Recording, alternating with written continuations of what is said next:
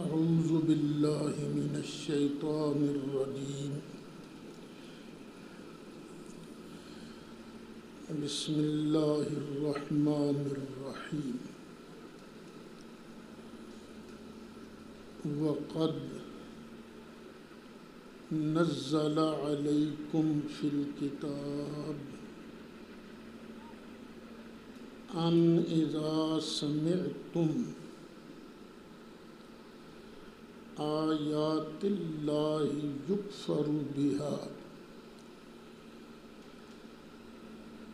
ویستہزأ بها فلا تقعدوا معهم حتى يخوضوا فی حدیث غیرہ انکم اذا مثلہم ان اللہ جامع المنافقین والکافرین فی جہنم جمیعا صدق اللہ مولانا العظیم بحمدہ تعالی دورہ تفسیر القرآن کا آج سبق نمبر 74 ہے، 5واں پارہ سورہ نساء کی آیت نمبر 140 سے سبق کا آغاز ہو رہا ہے۔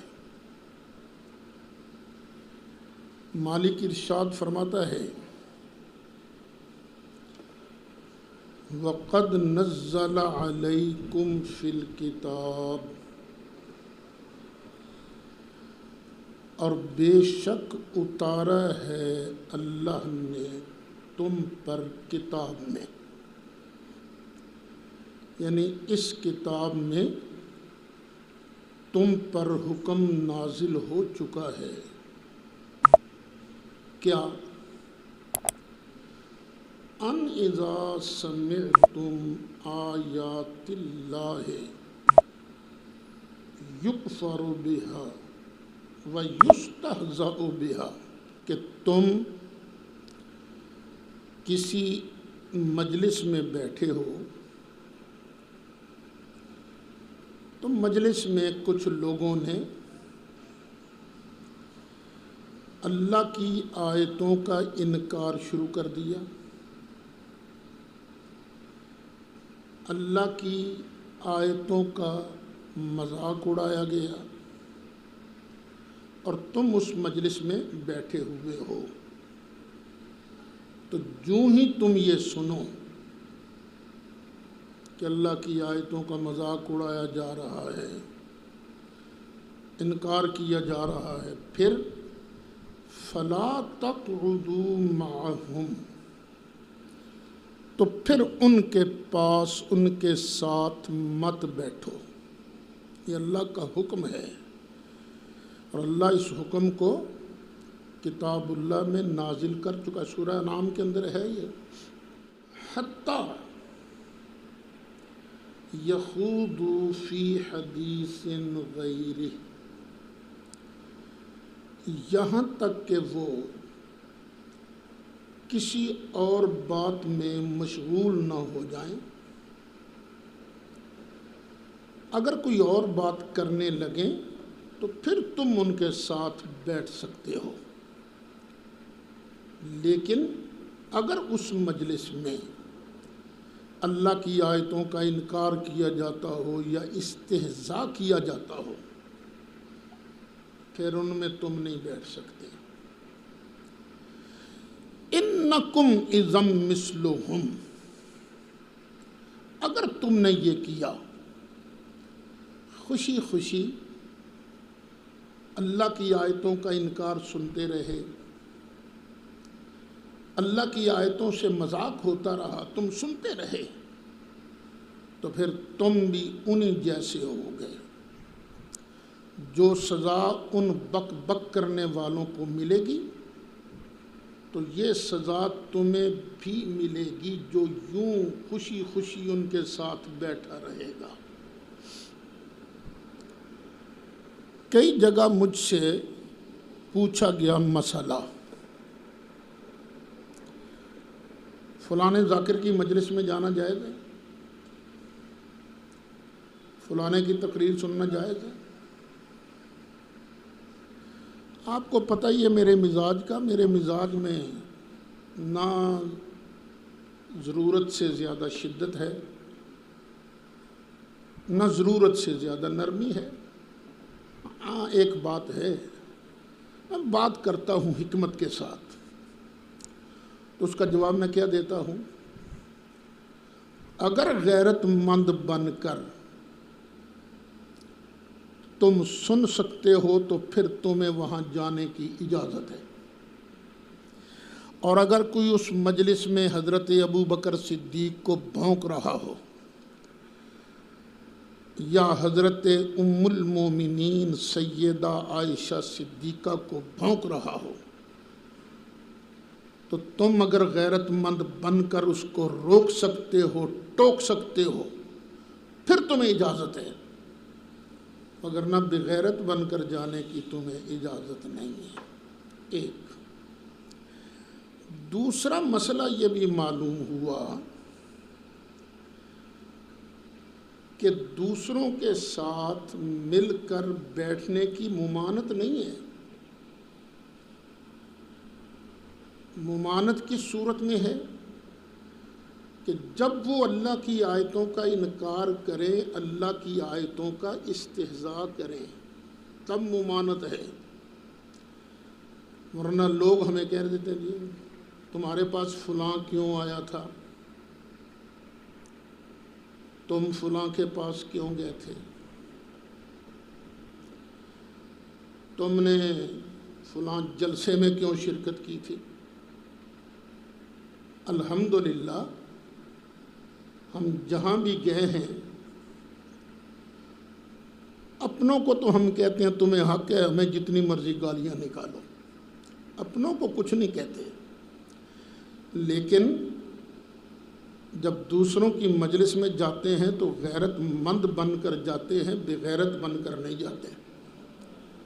اور پھر الحمدللہ ہماری آنکھیں نیچی بھی نہیں ہوتی، آنکھوں میں آنکھیں ڈال کر بڑی حکمت کے ساتھ ہم بات کرتے ہیں الحمدللہ۔ اور لوگوں کو تو پتہ نہ ہو، مجھے ہوتا نا کنواں چھوٹا سا، اس کے جو مینڈک ہیں ان کو کیا پتہ کہ میرے ان اقدامات سے میری تبلیغ میں کتنا اضافہ ہو رہا ہے۔ لوگوں کی طبیعتیں چینج ہو رہی ہیں، یار واقعی بریلویوں میں بھی ایسا مولوی ہے، وگرنہ پتہ ہے پاکستان کے اندر ہی کئی علاقے ایسے ہیں جہاں کھلم کھلا کہا جاتا ہے قادیانی اور رضا خانی یہ دونوں بھائی بھائی ہیں۔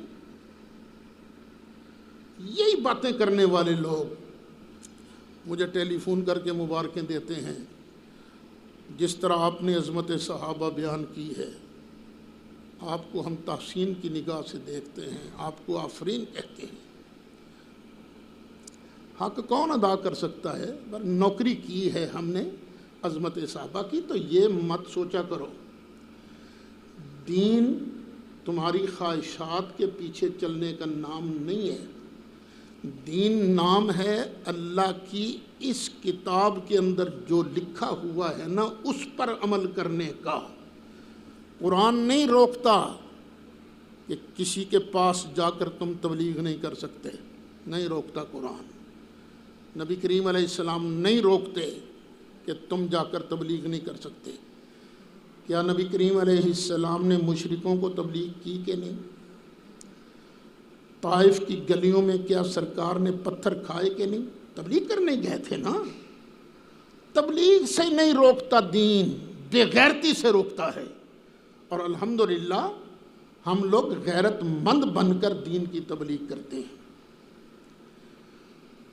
ہاں دن گزر جائیں گے، پھر آخر میں ہوگا کیا، ان اللہ جامع المنافقین والکافرین، بے شک اللہ تعالیٰ جمع کرنے والا ہے منافقوں کو اور کافروں کو، کہاں؟ فی جہنم، جہنم کے اندر۔ دو چار کافر منافق ہوں گے یا کتنے؟ فرمایا جمیعہ، سارے کے سارے، جو بھی کافر ہے، جو بھی منافق ہے، اللہ ان سب کو جہنم میں جمع فرمانے والا ہے۔ یہ منافق کرتے کیا ہیں؟ الذین یتربصون بکم، وہ لوگ جو تمہیں تکا کرتے ہیں، دیکھا کرتے ہیں۔ اب ان کا حال کیا ہے؟ منافق کون ہے؟ جو تمہاری حالت کو دیکھتے رہتے ہیں۔ فَإِن كَانَ لَكُمْ فَتْحٌ مِّنَ اللَّهِ، پھر اگر تمہیں اللہ کی طرف سے فتح نصیب ہو جائے، قَالُوا أَلَمْ نَكُن مَّعَكُمْ، وہ کہتے ہیں وہ کیا اسی تواڈے نال نہیں سا، وہ سانوں بھی دیو وچوں کچھ۔ تو یہ ان کا حال ہے، یہ دیکھتے رہتے ہیں۔ وَإِن كَانَ لِلْكَافِرِينَ نَصِيبٌ، اور اگر کافروں کو جنگ میں کچھ حصہ مل جائے، قالو، تو یہ منافق اب کہتے ہیں ان کافروں کو، دھیان میں رکھنا یہ قالو کن کے ساتھ متعلق ہے؟ کافروں کے ساتھ۔ قالو الم نستحوذ علیکم، کیا ہم نے تم پر غلبہ نہیں پا لیا تھا؟ ہم نے تمہارے گرد گرد گھیرا ڈال لیا تھا۔ گھیرا کس لیے ڈالا تھا؟ وَنَمْنَعْكُمْ مِنَ الْمُؤْمِنِينَ، اور ہم مومنوں سے تم کو روک رہے تھے، بچا رہے تھے۔ ہمارے گھیرے کی وجہ سے، ہماری حکمت عملی کی وجہ سے اور تم بچ گئے ہو، اس واسطے سانو بھی کچھ دیو۔ بات یہیں پر نبڑتی ہے، ہمیں بھی کچھ دو۔ اللہ فرماتا ہے فَاللَّهُ يَحْكُمُ بَيْنَكُمْ يَوْمَ الْقِيَامَةِ، پھر اللہ تمہارے درمیان فیصلہ فرمائے گا قیامت کے دن۔ فیصلہ قیامت کے دن اللہ کرے گا۔ وَلَن يَجْعَلَ اللَّهُ لِلْكَافِرِينَ عَلَى الْمُؤْمِنِينَ سَبِيلًا، اور ہرگز اللہ نہیں بناوے گا کافروں کے لیے ان مومنوں پر کوئی رستہ۔ یہ جو مومن ہے نا مصطفیٰ علیہ الصلاۃ والسلام کے زمانہ کے، یہ ان کی بات ہو رہی ہے۔ ان مومنوں پر کافر کبھی غالب نہیں آئیں گے، یہ اللہ کا وعدہ ہے۔ دیکھ لو سوائے احد کے، اس میں بھی مکمل شکست نہیں، اور یہ آیتیں بات کی ہیں، بات کی ہیں احد کے بعد یہ صورت نازل ہوئی نا نساء، تو فرمایا وَلَن يَجْعَلَ اللَّهُ لِلْكَافِرِينَ عَلَى الْمُؤْمِنِينَ سَبِيلًا، اور ہرگز نہیں بنائے گا اللہ کافروں کے لیے مومنوں پر کوئی راہ، ان کو غلبہ نہیں دے گا۔ اور آج بھی جو مومن بن جائے، آج بھی جس کے اندر قوت ایمانی پیدا ہو جائے، جس گروپ کے اندر، اور قوت ایمانی جذبہ جہاد کے ساتھ، اگر ان کا امیر حکم دیوے لڑنے کو، تو انشاءاللہ کافر مکمل طور پر ان کو ختم نہیں کر سکیں گے۔ کیوں؟ یہ اللہ کا وعدہ ہے۔ اچھا، اب یہ آیت جب اتری تھی تو دور کس کا تھا؟ سرکار کا۔ اور سرکار کے زمانہ میں جو لوگ تھے وہ کون تھے؟ صحابہ۔ اللہ صحابہ کو مومن کہہ رہا ہے، او بچو، تجھ چوڑے چمار کے کہنے سے ابو بکر صدیق کے ایمان میں کیا فرق آئے گا جب میرا اللہ علی المؤمنین سبیلا کہہ رہا ہے۔ ان المنافقین یخادعون اللہ، بے شک منافق اللہ کو دھوکہ دینا چاہتے ہیں، اس طرح کی باتیں کر کے اللہ کو دھوکہ دینا چاہتے ہیں۔ ان کے تو وہم و گمان میں بھی نہیں تھا کہ ہم نے اللہ کو دھوکہ دینا ہے۔ وہ دھوکہ کس کو دیتے تھے؟ سرکار کو دھوکہ دیتے تھے، مومنوں کو، لیکن اللہ کو سرکار کے ساتھ اور سرکار کے محبوب صحابہ کے ساتھ اتنا پیار ہے کہ اللہ فرماتا ہو ان کو دھوکہ دینا مجھے ہی دھوکہ دینے کے مترادف ہے۔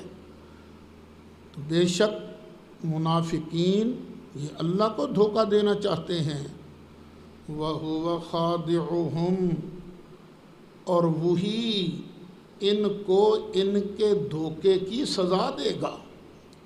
يُخَادِعُونَ اللَّهَ وَالَّذِينَ آمَنُوا کی تفسیر میں نے بیان کیا تھا کہ بعض اوقات ایک لفظ بول کر دوسرا لفظ ویسا ہی بولا جاتا ہے لیکن معنی وہ مراد نہیں ہوتا، جیسے جزاء سیئۃ، سیئۃ مثلھا، سیئہ غلطی گناہ کا بدلہ کیا ہے؟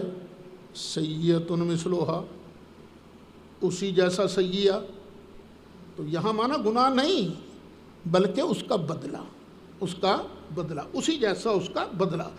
تو اسی طرح اللہ جو وَهُوَ يُخَادِعُهُمْ، اس کا معنی کیا ہوگا؟ اللہ ان کو ان کے دھوکے کا بدلہ دے گا، اللہ ان کو دھوکے کی سزا دے گا۔ بندہ سمجھتا ہے کہ میں نے سودا لے لیا، بند پیٹی لے لی سودے کی، اور پیسے دیے کھوٹے، جعلی نوٹ دے دیے، سمجھتا ہے میں نے دھوکہ اس کو دیا، لیکن جب گھر جا کر پیٹی کھولتا ہے تو گلا سڑا فروٹ نکلتا ہے، گلا سڑا فروٹ نکلتا نا۔ اس نے دھوکہ دیا یا اس نے دھوکے کی سزا دی؟ اس کو اس نے دھوکے کی سزا دی۔ کئیوں کو پتہ ہوتا ہے، کئیوں سے انجانے میں ہو جاتا ہے، وہ خود دھوکہ دیتے ہیں ایک دوسرے کو تو دھوکہ ہو جاتا ہے۔ تو منافقین اللہ کو دھوکہ نہیں دے سکتے۔ اچھا، منافقوں کی دوسری نشانی کیا ہے؟ وَإِذَا قَامُوا إِلَى الصَّلَاةِ، جب یہ نماز کے لیے کھڑے ہوتے ہیں، مسجد میں تو آتے ہیں نا، جب نماز کے لیے کھڑے ہوتے ہیں، قاموا کسالا، تو کھڑے ہوتے ہیں بڑے سست انداز میں۔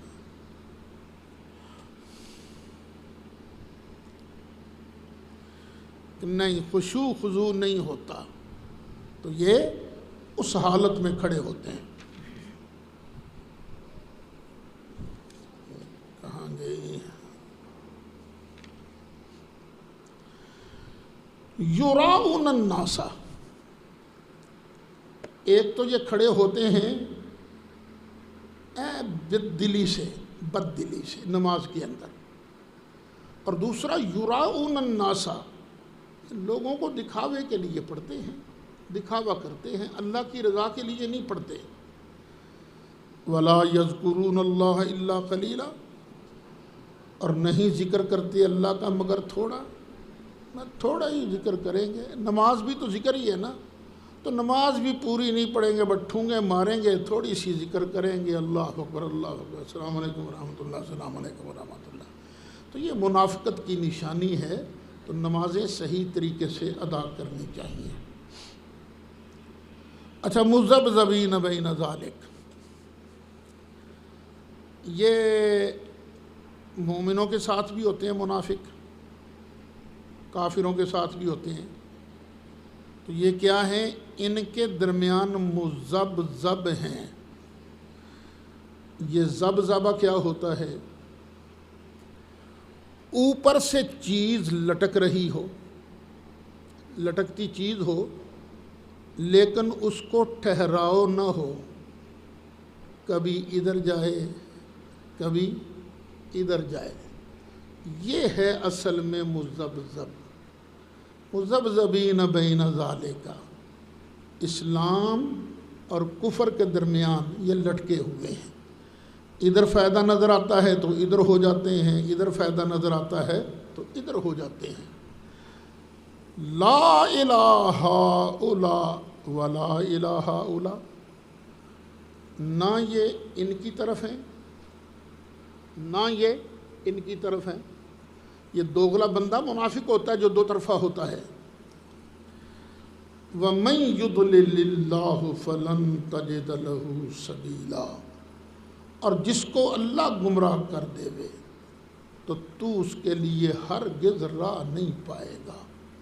جنت کا رستہ اس کے لیے نہیں پائے گا، اس کا رستہ وہ جہنم کا رستہ ہے. یا ایھا الذین آمنوا، اے ایمان والو، لا تتخذوا الکافرین اولیاء من دون المؤمنین،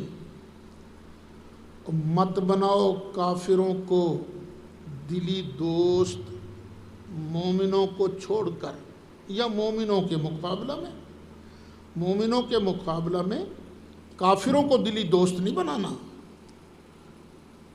اتریدون ان تجعلوا للہ علیکم سلطانا مبینا، اگر تم کافروں کو دلی دوست بنا لو گے نتیجہ کیا ہوگا؟ قیامت کے دن جب اللہ کی بارگاہ میں جاؤ گے نا تو اللہ تعالیٰ کے اس بات کا کیا جواب دو گے؟ اوئے تواڈے تے دل کافراں نہ رل دے سن، تم نے میرے ماننے والوں کے ساتھ بغاوت کی، ان کے ساتھ بغاوت تو میرے ساتھ بغاوت ہے نا. تو تم اس وقت اللہ تعالیٰ کی اس واضح دلیل کا کیا جواب دو گے؟ اتریدون، کیا تم چاہتے ہو، ان تجعلوا للہ، کہ تم بناؤ اللہ کے لیے، علیکم تم پر، سلطانا مبینا، واضح حجت، واضح دلیل. ان المنافقین فی الدرک الاسفل من النار، بے شک منافق جہنم کے سب سے نچلے طبقے میں ہوں گے. ایک ہوتا ہے درجہ، ایک ہوتا ہے درک.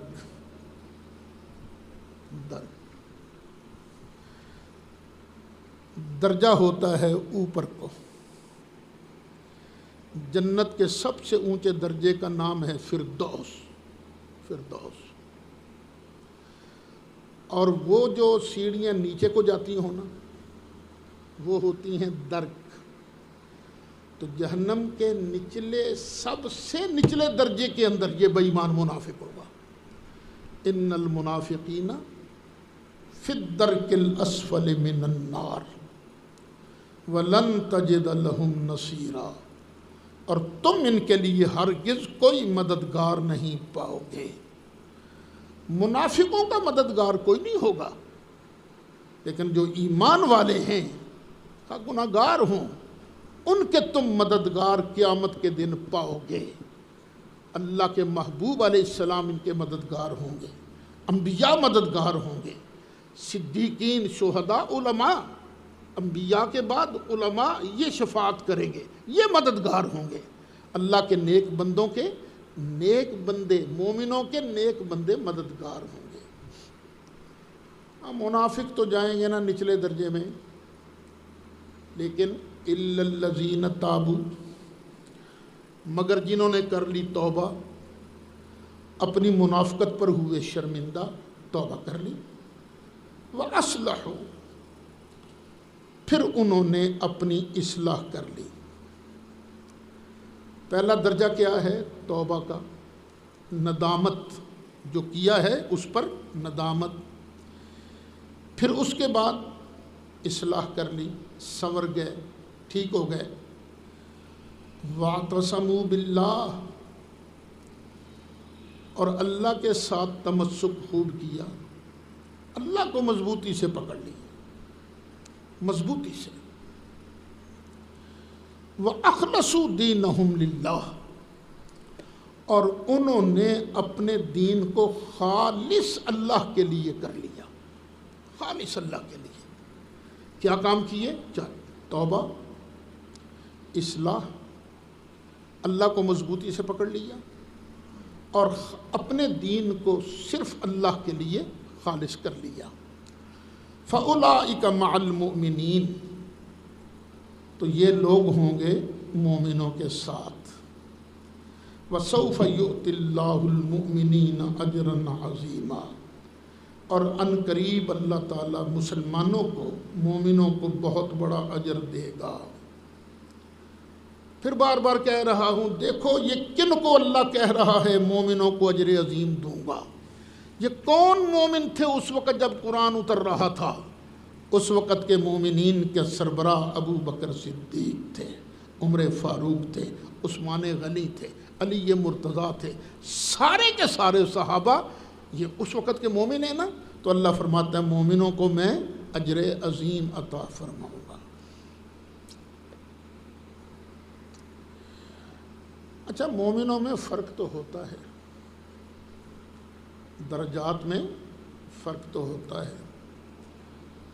شاید سورۃ حدید کی آیت ہے، وہ ذرا دیکھو، ذرا 27واں پارہ، وَكُلًّا وَعَدَ اللَّهُ الْحُسْنَى، آیت نمبر 10۔ جزاک اللہ۔ لا يستوي منكم من انفق من قبل الفتح وقاتل، اور تم میں سے برابر نہیں ہیں ان کے ساتھ جنہوں نے خرچ کیا فتح سے پہلے اور فتح سے پہلے لڑائی کی، جہاد کیا۔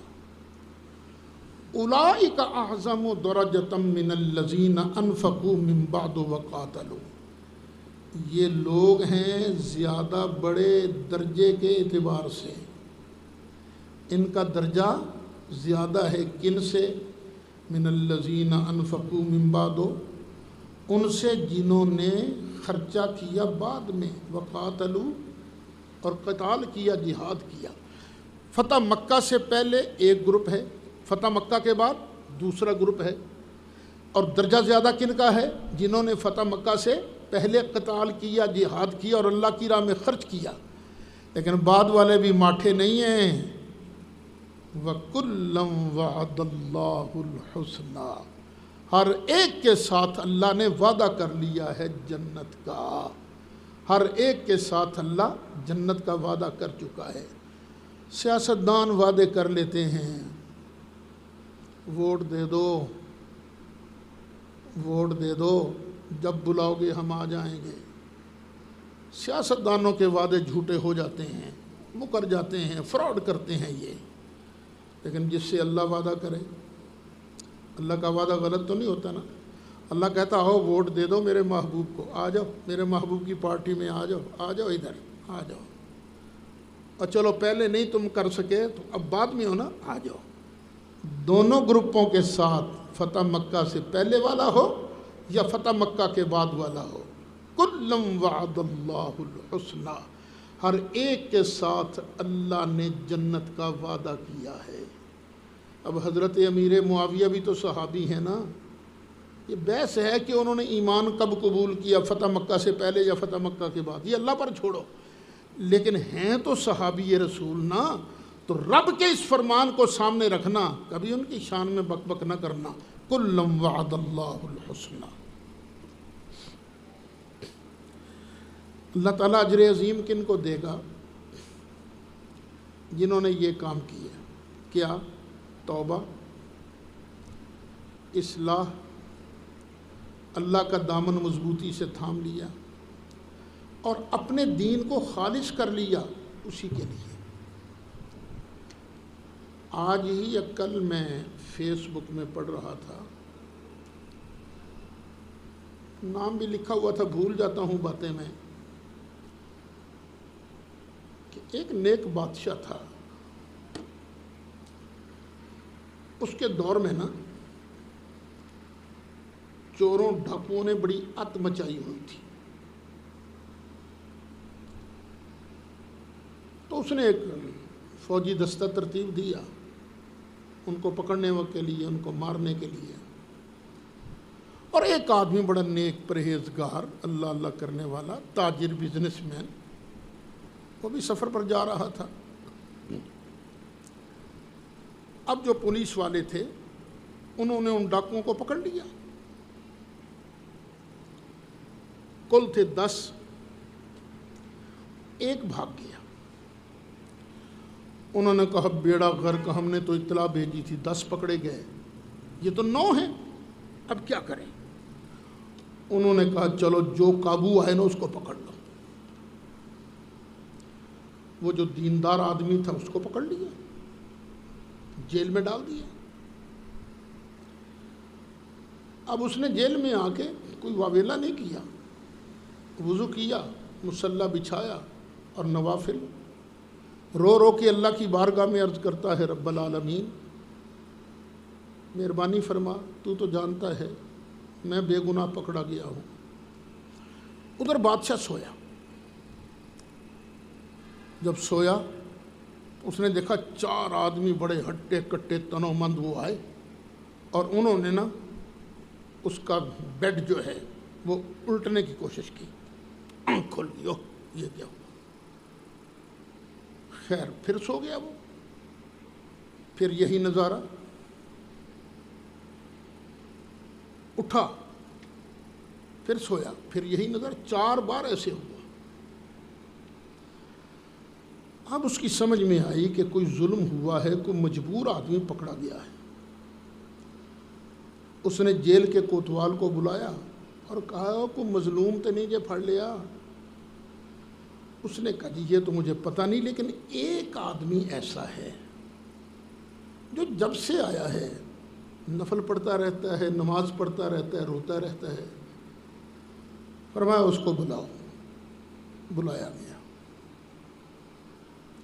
ساری بات پتا۔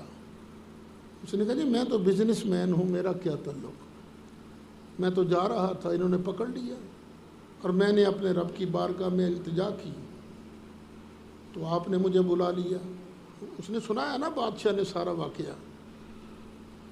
اس نے کہا پھر مہربانی کر 3 کام ہیں، وہ 3 کام کر، ایک تو مجھے معاف کر دے۔ اس نے کہا جی ٹھیک ہے معاف کر دیتا ہوں۔ دوسرا تو 1000 دینار میری طرف سے قبول کر لے۔ اس نے کہا یہ بھی قبول کر لیتا ہوں میں۔ اور تیسری بات کیا؟ تیسری بات یہ کہ تجھے جب بھی کام پڑے تو مجھے کہہ، میں تیرے لیے حاضر ہوں۔ اس نے کہا جی معاف کیجئے یہ میں نہیں، آپ کو نہیں کہوں گا میں۔ اس نے کہا کیوں نہیں کہے گا تو مجھے؟ اس نے کہا میرا تعلق تو اس سے ہے جس نے مجھے چھڑانے کے لیے تیرا تخت 4 مرتبہ الٹانے کی کوشش کی ہے، تو میں تجھے کیا کہوں؟ میں تو جو سب کا مالک ہے، سب کا بادشاہ ہے، میں تو اس کی بارگاہ میں حاضری دوں گا۔ تو بیٹو اللہ کی بارگاہ میں نا مضبوطی سے اللہ کے ساتھ تعلق قائم کر لو۔ اور اللہ سے تعلق قائم کرنے کا سب سے پیارا طریقہ کیا ہے؟ اس کے محبوب علیہ السلام کی سنت مبارکہ پر عمل کرو، سنت پر عمل کرو۔ بغیر نبی کریم علیہ السلام کی سنت پر عمل کیے ہوئے اللہ تک نہیں پہنچ سکتے تم۔ ما یفعل اللہ بعذابکم، اور یاد رکھنا اوے اللہ نے تمہیں پھینٹا لگا کے کرنا کیا ہے؟ کیا رحمت والی آیت ہے! کیا کرے گا اللہ تمہیں عذاب دے کر؟ اللہ کو کوئی فائدہ ہے؟ اچھا بھی اللہ ہمیں پھینٹا لگائے گا تو کیا اللہ کو کیا ملے گا؟ کچھ بھی نہیں۔ اللہ فرماتا ہے میں نے تمہیں عذاب دے کر کرنا کیا ہے، اور تم بس 2 کام کرتے رہو، ان شکرتم، اگر تم شکریہ ادا کرتے رہو۔ اور شکریہ کس کا ادا ہوتا ہے؟ جو کچھ دیوے اسی کا شکریہ ادا ہوتا ہے نا، مہربانی، شکریہ جناب، شکریہ۔ اور سب کچھ دینے والا کون ہے؟ اللہ کا حق مانتے رہو، شکر ادا کرتے رہو۔ وَآمَنْتُمْ اور اسے مانے رکھو، اور تم یہ دو کام کرو تو اللہ پھر تمہیں عذاب دے کر کرے گا کیا؟ وَكَانَ اللَّهُ شَاكِرًا عَلِيمًا، اور اللہ تعالیٰ تو بڑا ہی قدردان ہے، تم اس کے بن کے تو دیکھو، اس کے ہو کے تو دیکھو، اس کے ساتھ مضبوطی سے تعلق قائم کر کے تو دیکھو۔ وَكَانَ اللَّهُ شَاكِرًا عَلِيمًا، اور اللہ تعالیٰ قدردان ہے اور بڑا ہی جاننے والا ہے۔ لا يحب اللہ الجہر بالسوء من القول الا من ظلم۔ الحمدللہ 5 پارے مکمل ہوئے، اب 6 شروع ہو رہا ہے۔ اللہ نہیں پسند کرتا، اس آیت کو دھیان سے سننا۔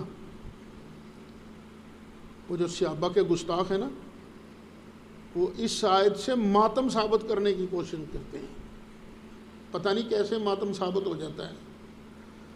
لا يحب اللہ الجہر، نہیں پسند فرماتا اللہ اعلان کو، کس چیز کے اعلان کو؟ بالسوء من القول، بری بات کے اعلان کو اللہ پسند نہیں کرتا۔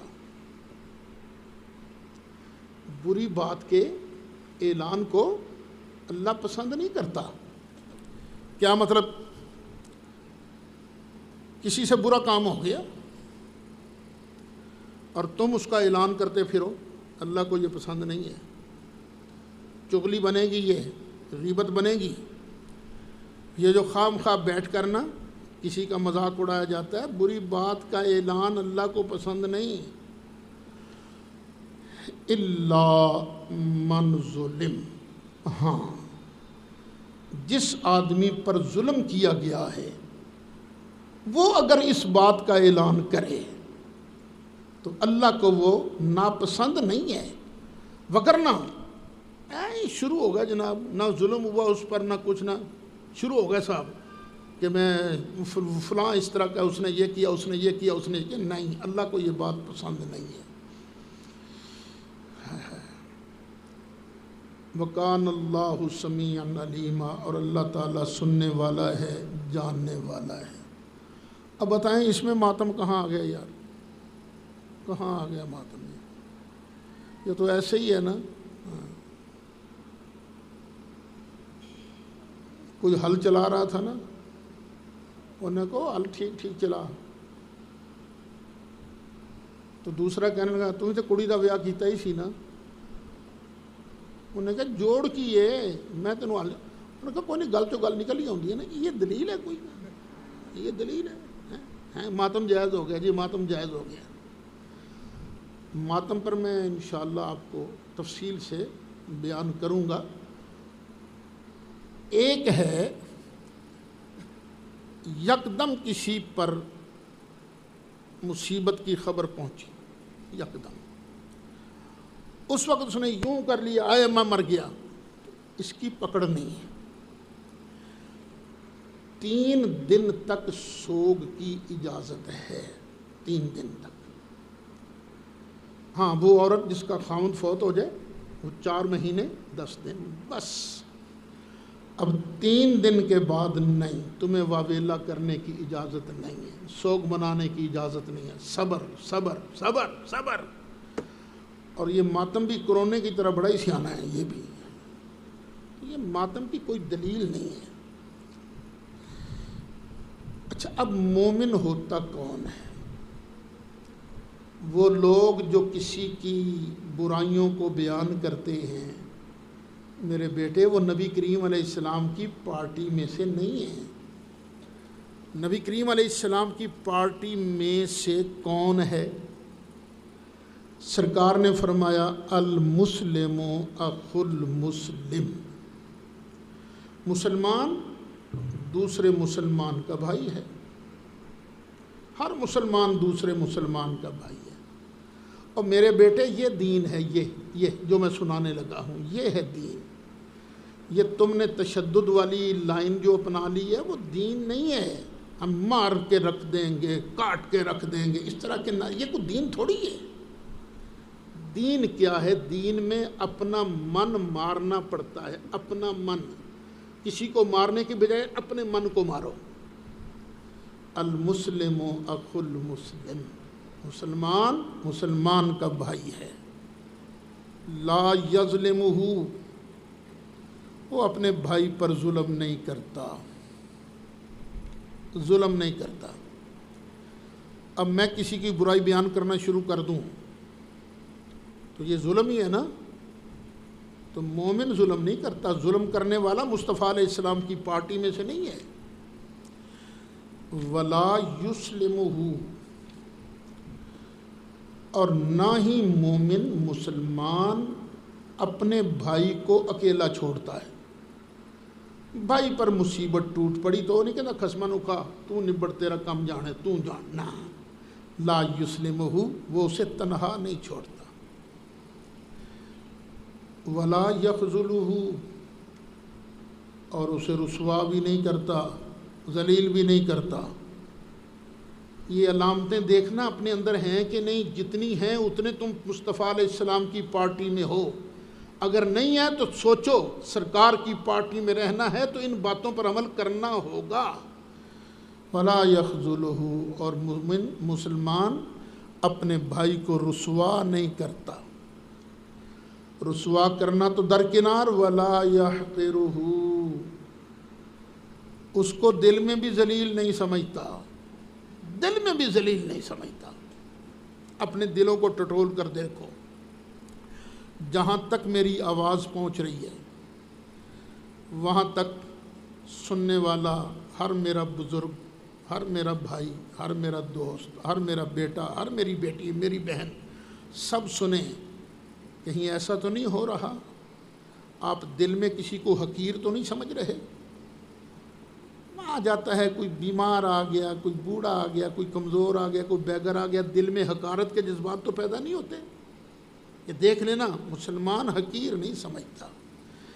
پھر نبی کریم علیہ السلام نے 3 مرتبہ اپنے مقدس و مطہر سینے کی طرف اشارہ کر کے فرمایا التقوی ہا ہونا، التقوی ہا ہونا، التقوی ہا ہونا۔ اور تقوی یہاں ہوتا ہے، یہ نہیں کہ لمبا کرتا پہن لیا، پگڑی باندھ لی، تسبیح پکڑ لی، اس کا نام تقوی نہیں ہے۔ تقوی تو اندر ہوتا ہے، بندے کے اندر کی کیفیت کیا ہے۔ جب اندر کے کوڑ ختم ہو جائیں، حسد ختم ہو جائے، بخل ختم ہو جائے، نفرت ختم ہو جائے، تو سمجھ لو اب یہ بندہ بننے کو تیار ہے۔ لوگ تو غوث کو تو بننے کو کہتے ہیں نا، میں کہتا ہوں بندے دے پتر ہی بن جاؤ، بڑی گل ہے۔ بس غوث کو تو بننے کی فکر نہ کرنا، بندے کے پتر بن جاؤ، انسان بن جاؤ، جس طرح نبی کریم علیہ السلام چاہا ویسے تم بننے کی کوشش کرو، اللہ تمہیں خود ہی یہ سارے مرتبے عطا فرمائے گا۔ ان تبدو خیرا، اگر تم ظاہر کرو کوئی نیکی، او تخفو ہو، یا اسے چھپا لو۔ تم نے نیکی کی ہے، ظاہر کر کے کی ہے، اور نیت کیا ہے کہ میں اعلانیہ نیکی کر رہا ہوں، شاید کوئی دیکھ کر اس کا دل بھی اس طرف آ جائے۔ ریاکاری کے لیے نہیں، نیکی کرے ظاہر کر کے یا چھپا کے، یار کتھے ہمیں ریاکاری نہ بن جائے، چلو چھپا کے دیتا ہوں میں۔ یہ سب نیت پر ڈیپینڈ کرتا ہے۔ او تعفو عن سوء، یا کسی نے تم پر ظلم کیا ہے، کسی نے تیرے ساتھ برا سلوک کیا ہے، تم اسے کر دو معاف، تم اسے کر دو معاف، تو پھر ہوگا کیا؟ فَإِنَّ اللَّهَ كَانَ عَفُوًّا قَدِيرًا، تو بے شک اللہ تعالیٰ بھی معاف کرنے والا ہے اور طاقت رکھنے والا ہے۔ اللہ معاف کرنے والا ہے، قدرت۔ مجھے کئی ساتھی کہتے ہیں استاد جی تساں تے کچھ بھی نہیں کیا، تساں تے کچھ بھی نہیں کیا۔ بھئی میں خود کمزور آدمی ہوں، میں اللہ سے معافی کا طلبگار ہوں، تو میں کسی کو سب کیا کہوں گا؟ ٹھیک ہے، جو کوئی کہتا ہے کرتا رہے، سب کو اجازت ہے۔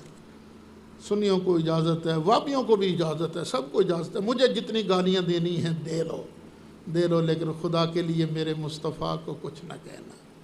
میرے مصطفیٰ کے ساتھ جو تعلق والے ہیں نا، اہل بیت اور صحابہ کرام، ان کو کچھ نہ کہنا۔ میرے مصطفیٰ علیہ الصلاۃ والسلام کے جو سچے غلام ہیں نا، جنہیں ہم اولیاء اللہ کہتے ہیں، انہیں کچھ نہ کہنا۔ مجھے برا بھلا کہنا ہے کہہ لو، کوئی نہیں، میں معاف کرتا ہوں، اللہ تعالیٰ مجھے بھی معاف فرمائے۔ ایک بات یاد رکھنا، تشدد ہمارے اندر بڑھتا جا رہا ہے۔ جو ہمارے بزرگوں نے فیصلہ کیا ہے، بالکل دیانت اور امانت سے فیصلہ کیا ہے۔ مجھے پتہ ہے اس پر بھی کئی لوگ چیخیں گے بغیر سوچے سمجھے۔ نہ ہر دیوبندی کافر ہے، نہ ہر وہابی کافر ہے۔ نہ ہر دیوبندی کافر ہے، نہ ہر وہابی کافر ہے، نہ نہ نہ نہ نہ۔ فتویٰ کس پر ہے؟ امام اہل سنت علامہ سید احمد سعید شاہ صاحب کاظمی رحمۃ اللہ علیہ نے الحق المبین کے اندر یہ صاف صاف لکھا ہے کہ یہ جو عبارتیں ہیں یہ ہیں وجہ فتویٰ۔ وہ بندے پر فتویٰ لگے گا جس نے ان عبارتوں کو جانا، پھر ان کا مطلب بھی سمجھ لیا کہ لکھنے والے نے یہ لکھا ہے، پہلے جانا پھر مطلب بھی سمجھ لیا، اور مطلب سمجھنے کے بعد یہ کہا یہ بالکل ٹھیک لکھا ہے، لکھنے والے نے ٹھیک لکھا ہے، تو اس آدمی پر فتویٰ لگتا ہے، اس آدمی پر فتویٰ لگتا ہے، ہر آدمی پر فتویٰ نہیں لگتا۔ یہ نہیں کہ جو بھی دیوبندیوں وابیوں کی مسجد میں نماز پڑھنے کے لیے چلا جائے ہم اسے وابی دیوبندی کہہ دیں گے، نہیں، ہر پر فتویٰ نہیں لگے گا۔ فتویٰ کس پر لگے گا؟ مثلا ایک صاحب نے لکھا ہے، نماز پڑھتے ہوئے نبی کریم علیہ السلام کا خیال بیل اور گدھے کی صورت میں مستغرق ہونے سے زیادہ برا ہے۔ اب جس بندے کو یہ بات دکھائی گئی اس نے پڑھ لی اور پھر سمجھ بھی لی، سمجھنے کے بعد وہ کہتا ہے نہیں یہ تو بالکل ٹھیک لکھا ہے، اب فتویٰ اس پر لگے گا۔ جو یہ کہے کہ نہیں یہ تو کوئی مسلمان کہہ ہی نہیں سکتا، تو اس پر فتویٰ نہیں لگے گا۔ یہ بات یاد رکھیے گا، فتویٰ اس پر لگے گا جو یہ کہے رسول کے چاہنے سے کچھ نہیں ہوتا، اور بدبخت تیرے میرے چاہنے سے تو بہت کچھ ہو جاتا ہے، رسول ایسے ہی ہیں۔ تو جو آدمی اس عبارت کو سن لے، پڑھ لے، سمجھ لے اور پھر کہے واقعی رسول کی مرضی سے کچھ بھی نہیں ہوتا، تو فتویٰ اس پر لگے گا، اس پر فتویٰ لگے گا۔ جو آدمی یہ کہے کہ شیطان اور ملک الموت کا علم تو نص سے ثابت ہے، اور شیطان اور ملک الموت جتنا علم نبی کریم علیہ السلام کے لیے ماننا یہ شرک ہے، اس بات کو سن کر پڑھ کر سمجھ لے اور پھر کہے نہیں ہمارے حضرت صاحب نے ٹھیک لکھا ہے، تو میرے بیٹے فتویٰ اس پر لگے گا، وگرنہ ہر ایک پر فتویٰ نہیں لگے گا۔ جب تک یہ تسلی نہ ہو جائے کہ یہ مولوی، یہ نماز پڑھانے والا، یہ ان باتوں کو صحیح سمجھتا ہے، اتنی دیر تک ہم فتویٰ نہیں لگائیں گے۔ احتیاطاً نماز بھی نہیں پڑھیں گے پیچھے، ہاں یہ بات ہے، احتیاطاً ہو سکتا ہے پتہ ہی ہو تو ساڑھی نماز دا ہی کڑاکا نکل جائے، احتیاطاً نماز بھی نہیں پڑھیں گے، نماز پڑھیں گے تو اسی کے پیچھے جو یا رسول اللہ کہنے والا ہے۔